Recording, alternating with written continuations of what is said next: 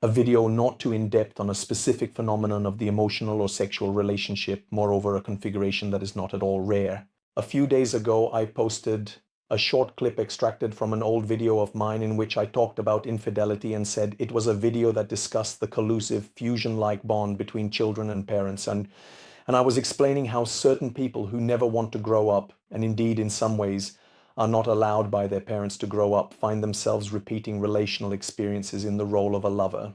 That is, experiencing this strange and persistent attraction to married people.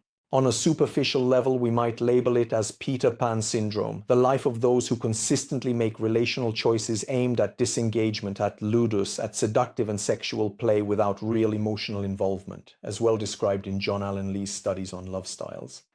People who don't seem to want to settle down, as the saying goes, or who claim they can't find the right person, but if you look at their patterns of choice, selection, and action, you understand that their patterns are consistent with the outcomes they then achieve. Moreover, their way of handling things is not so light or easy, but it is also demanding and exhausting in the sequence of these outings, these dinners, these lovers, these drives, to reach this or that person, this or that motel. Well, one of the configurations of these subjects, both male and female, is precisely the attraction to married or committed people. Now here we enter a particular world because the reasons for infidelity are very diverse and not always psychopathological, although a psychological reason can be given to all of them. It can happen to fall in love with people who are already committed. Just as people who are already in a relationship can fall in love with others, it is evident in the second case that they are clearly not emotionally overwhelmed by their official relationship. It also happens that betrayal can be an opportunity to truly understand what one's heart wants, how unsuitable our official relationship is, and how someone else can truly love us as we have hoped to be loved all our lives. It is therefore true what Esther Perel writes in her book Mating in Captivity when she argues that infidelity can be both an escape and a search for oneself. Now, I realize that infidelity is a bad, painful, and ethically questionable thing. However, not all revolutions can be fought with pillow fights. But we are not here to make a moral issue.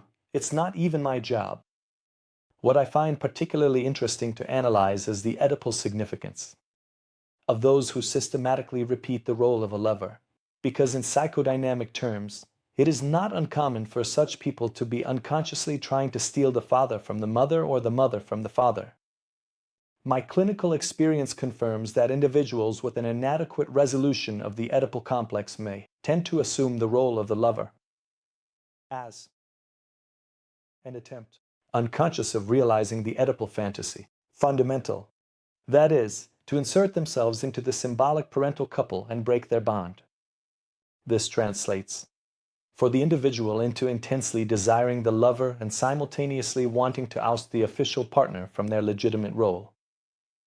Some people develop a true fetishization of this dynamic and find it exciting, or exclusively interesting the role of the lover.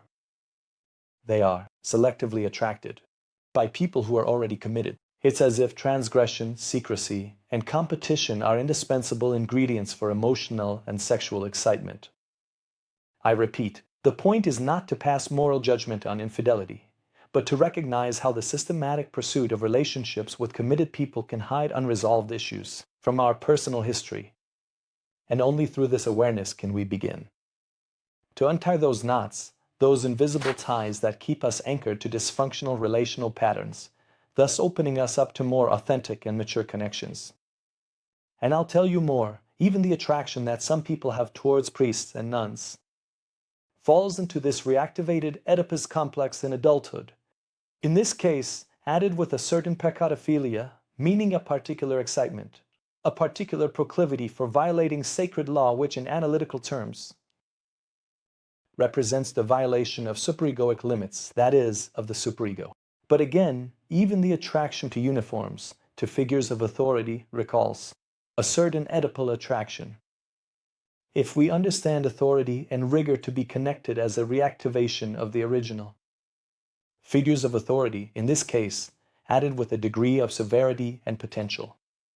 Punishment, so a figure that, in certain fantasies of that context, has a sadomasochistic color.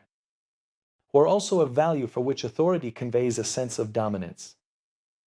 Or, also, yes, a sense of reassuring protection to which one can regressively surrender, as one did as a child with parents.